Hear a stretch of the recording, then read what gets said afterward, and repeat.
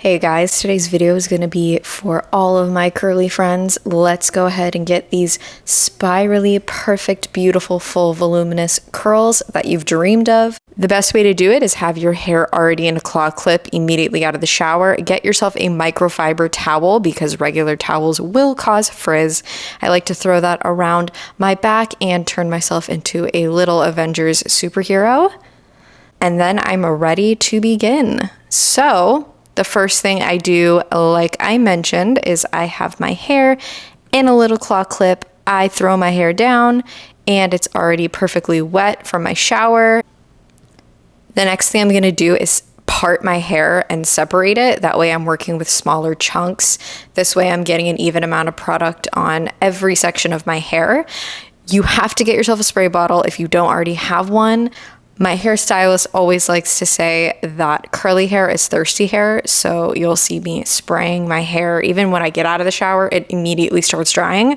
So it's important to keep it wet with a spray bottle and get it as wet as possible, because the way your hair looks while it's wet is the style it'll hold while it's dry. Next, I take my handy Redken 25 One United spray. This spray is amazing. It's 25 things in one. My favorite part is that it's a detangler and it's also a heat protectant as well. I love that you're just setting yourself up for success with this product.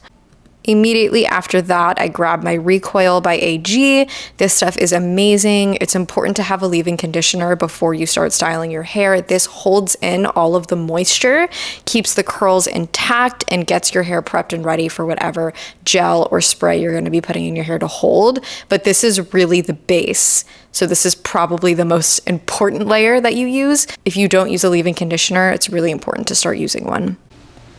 To detangle my hair, I'm going to be using the Unbrush. No surprise, this brush is amazing. If you haven't heard of it, you need to go purchase it immediately. This is a godsend brush. It brushes right through your hair. I have the most uneasy, coarse hair you'll ever see in your life, and this brush works miracles. For styling my curls, I'm going to be using this Bounce Curl Define brush dupe. This brush works amazing because of these ridges on the sides. It really helps define the curl. So you can see how I am pulling the hair through, rotating a little bit, pulling it out to the side. This is really going to add a lot more volume and definition. So when you are styling, make sure that you're pulling a little bit of tension, not enough to the point where you're ripping your hair out, but you want to add that ribbon curl effect. Now I'm going to take the next section. This is the front section. I'm going to be repeating these steps a couple of times, but here I am wetting my hair again because, as I've said, and I'll say it again, the more wet your hair is, the better it's going to style, and curly hair is thirsty hair. So we need to make sure we're keeping it as wet and hydrated as we possibly can during the styling process. So I am brushing through my hair again. I am going in with my Recoil leave-in conditioner. I like to brush through my hair as well. This allows the product to distribute evenly throughout every single strand. We're styling again with the Bounce Curl brush. I am taking the brush, pulling it through, doing a little scrunching, and boom, it's time for the next layer. Now we're going to move on to the last layer here, and I am spraying again because, again, we want very wet hair. We're going to brush through. This is the same pattern repeated throughout, pretty much, but I am brushing through my hair from bottom to top, making sure it is evenly wet and distributed. My camera died, so moving on to the next. We're going to be using another AG product here. This is the Curl Mousse. I am obsessed with this. It's a mousse, but it holds as if it's a gel.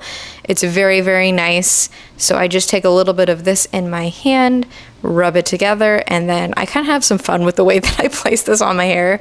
I kind of just pat it in and spread it around and kind of put it in between my hands just to get it on evenly, and then now I'm going to scrunch. So the most important part of the scrunch technique is actually the sound of your hair. If it doesn't make that very uncomfortable squishing sound, then you're not doing it right.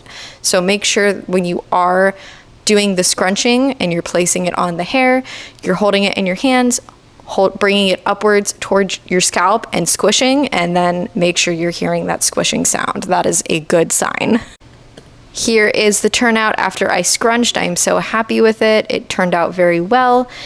Next is diffusing. This is an optional process, but I'm gonna go ahead and do it. I don't have an outlet out here, so I am just going to do this off camera and I will show you the results. Bam, here I am after diffusing my hair. I'm gonna be using the Verb oil today to set my hair. Usually after you diffuse, your hair is a little bit crunchy, there's a firm cast, and you wanna soften that to make the hair look a little bit more natural and the curls look a little bit more blended in. I'm again gonna be using that same technique where I grab the hair and pull it outwards at an angle. This is gonna help disperse the product evenly as well, and it's also going to keep my curls from being smushed. And voila, this is the final reveal, the final floof.